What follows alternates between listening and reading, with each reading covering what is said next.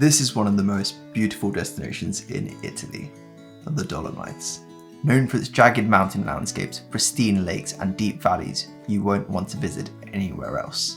What's up, my name's Amma, and in today's video I'm going to be sharing my recent experience to the Dolomites. I'll be covering the best places to visit, how to get around, and many more things. This 2-day trip to the Dolomites was part of a wider 7-day road trip in northern Italy. So if you're interested in my tips and experiences from Lake Como, Lake Garda and Venice, then do check them out up here. And hit that subscribe button below if you want to see more tips and experiences from other beautiful destinations in future. But let's bring it back to the Dolomites. Let's go! The closest airports to the Dolomites are Verona and Venice.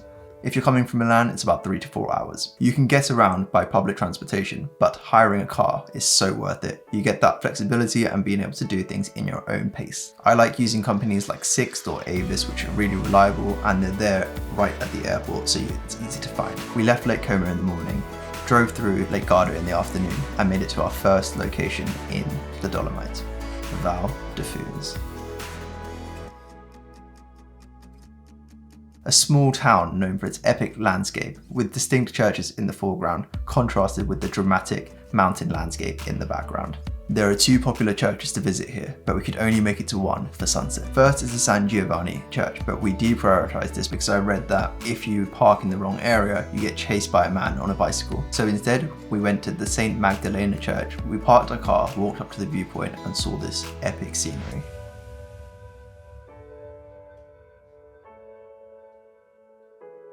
Our visit was cut short because we accidentally parked on private property, and we found this out because a man on a bicycle also came to tell us that we had done so. It was a bit alarming because the guy was pretty angry, so we made sure we left and tried to find the appropriate car park. Sadly, it meant that I missed the epic drone shots, but whilst we were up there, it was amazing. After that, we made it to our hotel and got some shut-eye. Good morning from the Dolomites. As you can see behind me, we saw this yesterday, the great outline of the mountains, and it was dark, but now it's looking really, really pretty in the day.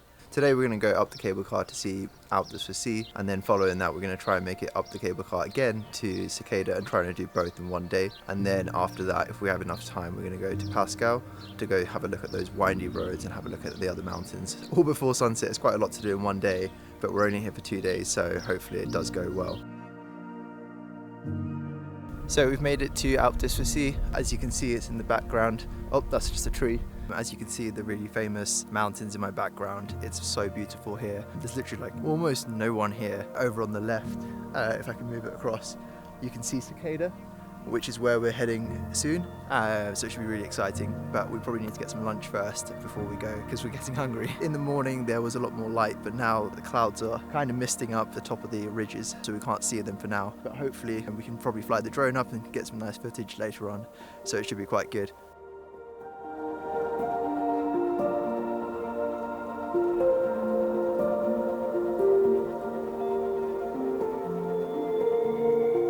I visited Seceda in 2019 with my brother. It was another epic road trip that we had. We actually went it during the winter, where there were blizzards and avalanches. We made it to the top of the cable car to find out that there was no way to walk up to the viewpoint, given that it was ski season as well. So I was really excited to come back to get to that viewpoint and see the amazing views. We went to get our tickets, but found out that the cable car was temporarily closed, and this was devastating. I even have this painting of Seceda, which I want to put up, but still haven't been able to see, but it gives me a reason to come back. So we spent the rest of the afternoon driving through the winding roads of the Dolomites. That's where Pascal comes in. We arrived at this mountain pass after my girlfriend navigated the endless winding bends that you need to take to get here. Once the sun came out, it was super dreamy and like something out of a fantasy novel.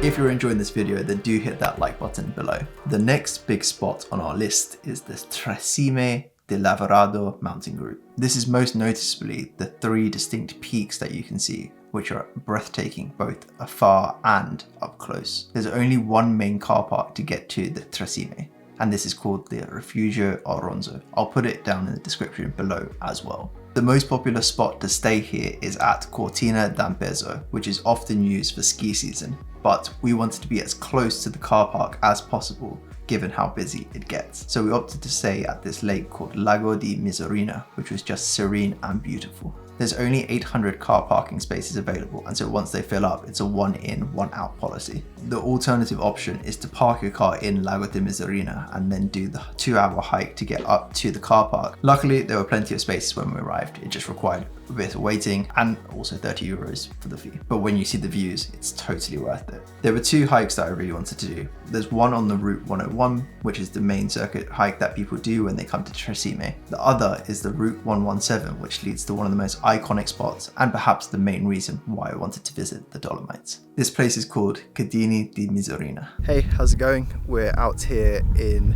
the Tre Cime National Park in the Dolomites. As you can see behind me, you have all of the peaks, which are just beautiful to see. The signs aren't too clear, but do have faith that you'll see some people in the distance walking in that direction. So when you start, you'll be walking in the opposite direction to those on the 101. We climbed the mountain and progressed our way to this spot, which was well worth it.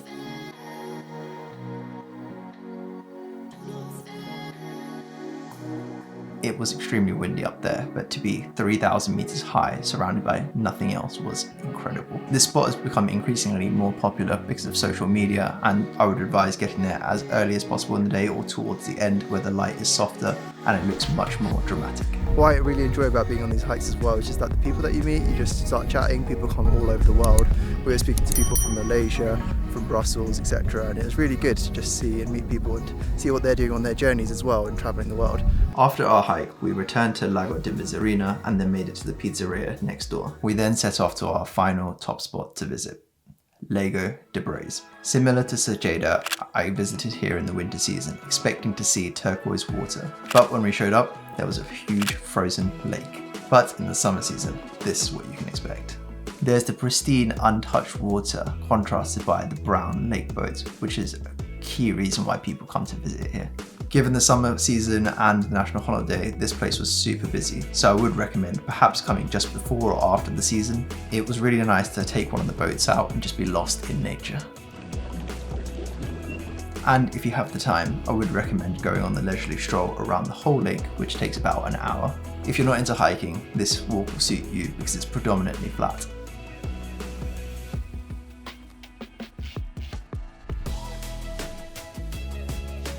The Dolomites is such a unique place to visit, and I can't wait to go back because there's so many things to do.